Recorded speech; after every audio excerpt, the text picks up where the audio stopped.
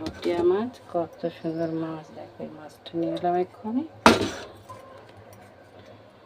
মাছটা নিয়ে এসছি, এই মাছের ঝাল বানাবো। মাছটা ঝাল বানাবো।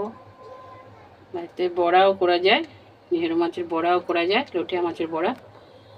মাছটা বাজার থেকে নিয়ে এলাম। দেখতে থাকো, মাছটা পরে কী করবো, রান্না করব, পরে আসবো দেখাবো।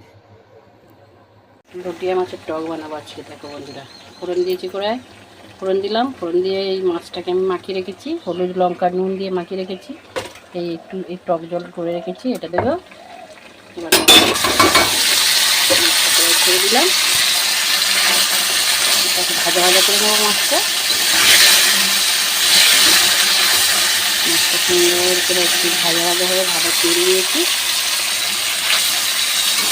ভাজা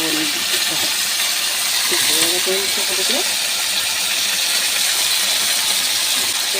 ভাজার পরে তেঁতুল জলটা দেবো, জলটা দেবো। তেঁতুল জলটা দিয়ে দিয়েছি। কালারটা কত সুন্দর হচ্ছে। আস্তে আস্তে তো আস্তে আস্তে আস্তে আস্তে এটা হবে, একটু কিছুক্ষণ হবে, এই 5 মিনিট ফোটালে হয়ে যাবে। ঠিক আছে, দেখতে থাকবেন, খুব সুন্দর হবে কালার, খুব সুন্দর লাগবে খেতে। আপনারা এরকম বানিয়ে খাবেন, হেবি সুন্দর লাগবে।